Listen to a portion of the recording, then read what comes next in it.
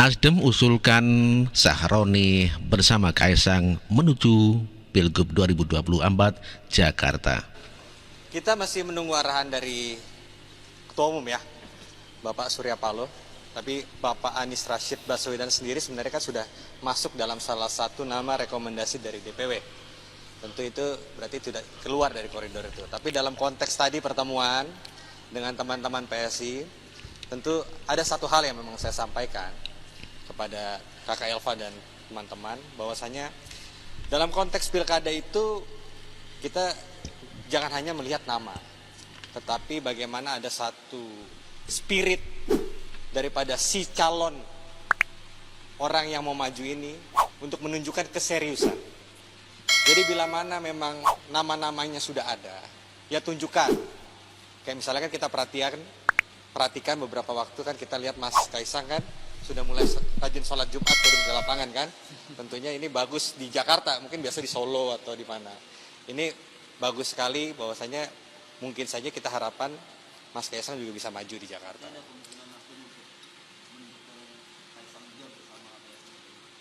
Mungkin kalau Pak Anies dengan Kaisang atau Bang Roni dengan Kaisang atau saya dengan Kaisang gitu kan, ya mungkin saja, tapi kan kita tidak tahu ya. Ini kan semua masih sangat amat panjang karena prosesnya sudah sampai dengan bulan Agustus. Jadi tapi pertemuan kali ini memang menitik beratkan kepada kerjasama antara Partai Nasdem dengan Partai Solidaritas Indonesia untuk membangun Jakarta dari sektor pertama legislatif. Untuk terkait dengan pilkada, mungkin di kemudian hari kita masih menunggu. Siapa tahu mungkin Mas Kaisang mau datang kembali ke kantor Nasdem di Jakarta. Itulah pernyataan dari Nasdem yang mengharapkan Kaisang maju di Pilgub Jakarta bersama Nasdem, bisa jadi bersama Sahroni. Lalu bagaimana tanggapan Sahroni terkait Pilgub Jakarta, dan kita dengar pernyataan Sahroni.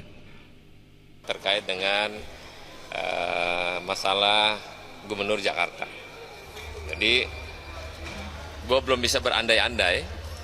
Tapi kalau Pak Ketua Umum menyampaikan secara langsung untuk ditanya misalnya, namanya sebagai kader, kalau memang Ketua Umum perintahnya untuk maju, ya mau nggak mau maju. Tapi sampai hari ini belum ada Pak Ketum bertanya kepada saya secara pribadi. Dibahas sudah dibahas, cuman kan keputusan final itu ada di Ketua Umum. Tapi kalau untuk Nasdem Jakarta kebetulan kan saya 3 periode mewakili Jakarta. Dan ya walaupun baru 3 periode, ya masih ada lah dikit-dikit surveinya untuk calon gubernur masih ada gitu, nggak 0-0 banget gitu. Jelajahi cara baru. Itulah tanggapan daripada Sahroni yang mengaku bahwa dia masih punya kans, alias surveinya juga masih ada, dikarenakan dia sudah 3 kali ikut pileg dan memenangkan ya ke Senayan begitu ya. Sahroni juga mengatakan tidak mau apabila diusung menjadi calon wakil Anies Baswedan. Tapi kalau kaitannya nanti misalnya Bang Sahroni sama Pak Anies nih, ada komunikasi misalnya nanti maju berduet sama Pak Anies, terbuka peluang itu juga nggak sih? Oh, gue jadi wagubnya? Ya. Juga gak mau. Oh, kalau lawannya gue sama Ridwan Kamil berdua aja, pasti menang gue.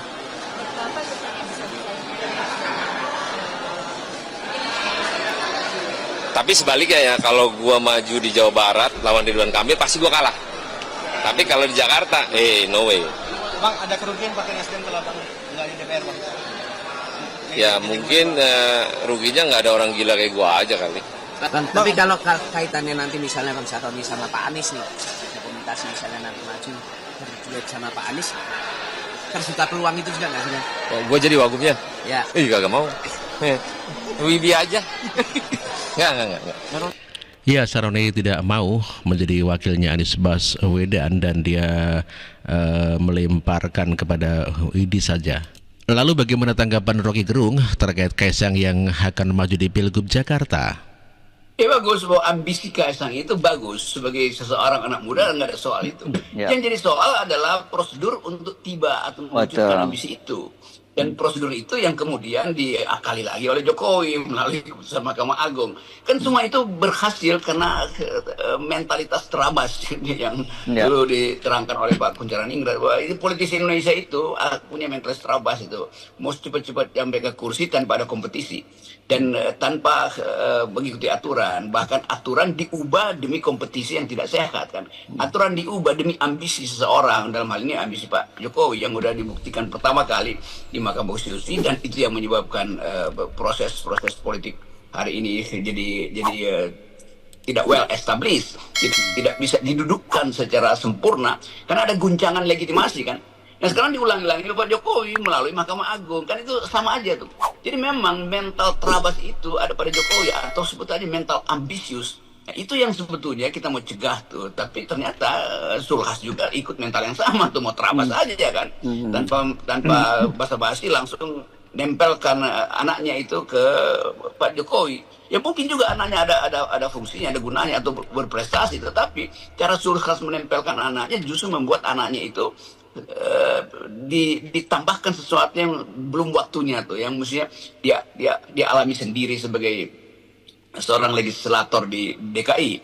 Jadi Pak Sulhas itu justru menjerumuskan sebuah generasi, dalam hal ini anaknya itu, ke dalam politik nepotisme. Dan orang ingat lagi tuh, loh kenapa PAN berlaku begitu? Bukankah PAN itu partai reformis yang di dalam dalil awal menyatakan dengan tegas, kami partai reformis, artinya anak kandung reformasi. Apa itu reformasi?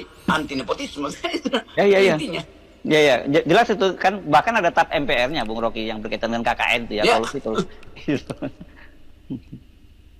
nah, poin-poin semacam ini yang kita ajarkan terus, dan FNN hanya ingin menuntun demokrasi ini supaya kembali pada induknya. Itulah pernyataan Rocky Gerung bahwa Jokowi menabrak aturan ya, dari MK kemudian sekarang MA. Itu kata Rocky Gerung yang selalu menghujat kepada Presiden Joko Widodo. Dan ini pernyataan Kaisang yang dulu ngebet ingin berdua dengan Anies Baswedan, namun demikian sekarang sudah tidak berambisi ke sana. Tadi pasangan dengan Pak Anies ya, udah ada komunikasi tersendiri nggak sih dengan Pak Anies untuk Pilgub Jakarta? Selama ini belum ada komunikasi, tapi sekedar info aja ya buat teman-teman semua, dan saya kira sudah tahu Pak Anies sama saya ini kan beda. Pak Anies sama saya ini kan beda. Ya, pernyataan Kaisang mengenai sikap daripada dia sendiri, bahwa dia mengatakan berbeda dengan Anies Baswedan, berbeda dengan pernyataan terdahulu yang dia ingin berdua dengan Anies Baswedan. Dan inilah pernyataan Kaisang yang memilih menjadi calon gubernur Jakarta daripada Solo ataupun Medan. Tadi maunya wali kota Solo atau Jakarta?